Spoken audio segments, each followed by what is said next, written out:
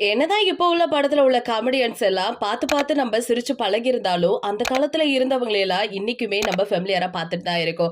முக்கியமா சொல்ல போனோம்னா அந்த காலகட்டத்துல இருந்த மூவிஸ்ல எல்லாம் பாத்தீங்கன்னா ஒரே ஒரு காமெடியன் தான் இருப்பாங்க. அவங்களாலேயே அந்த முழுக்க முழுக்க கதையிலையுமே சூப்பர் டூப்பர் ஹிட் கொடுக்குற அளவுக்கு நம்மள சிரிக்க வச்சுட்டே இருப்பாங்க. இதெல்லாம் ஒரு பக்கம் இருந்தாலும் இப்போ இருக்கவங்கள வச்சு கம்பேர் பண்ணும் பொழுது அந்த காலத்துல இருக்கவங்க தான் பெஸ்ட் அப்படின்னு நம்ம சொல்லுவோம். ஸோ இப்போ ரீசெண்டா ஒரு காமெடியன் அவர்களை பத்தி ஒரு சில விஷயங்கள் வெளியில கசிய ஆரம்பிச்சிருக்கு. யார் அவங்க, எங்கேருந்து இப்ப திடீர்னு வந்தாங்க அப்படிங்கிற பல கேள்விகளுக்கு இதோ இப்ப விடை சொல்ற மாதிரி தான் இந்த வீடியோ இருக்க போகுது.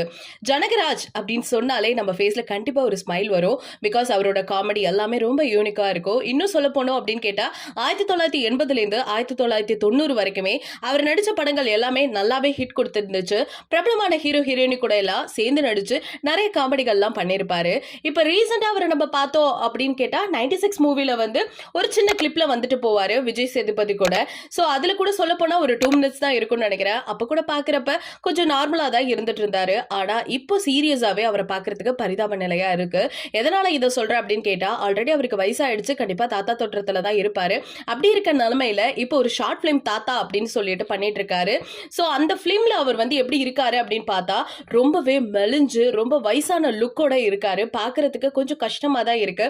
பிகாஸ் அந்த அவரை பாக்குறப்ப ஆள் ரொம்ப பல்காவோ ரொம்ப ஹெல்த்தியான ஒரு பர்சனா இருக்குது நம்ம எல்லாருக்குமே நல்லாவே தெரியும். 96 மூவில கூட பாக்குறதுக்கு நல்லா தான் இருந்தாரு. ஆனா இந்த இடப்பட்ட காலத்துல எப்படி திடீர்னு இப்படி மாறினாரு அப்படிங்கிறது தெரியல. ஒருவேளை வயசு காரணமா இருக்குமா, இல்ல சம்திங் அவருக்கு எதுவும் உடல்நிலை சரியில்லையா அப்படிங்கிறது இப்ப வரைக்கும் அபிஷியலா வெளியில வரல. பட் ஸ்டில் இந்த லுக்ல பார்க்கும்பொழுது கொஞ்சம் வருத்தமா தான் இருக்கு.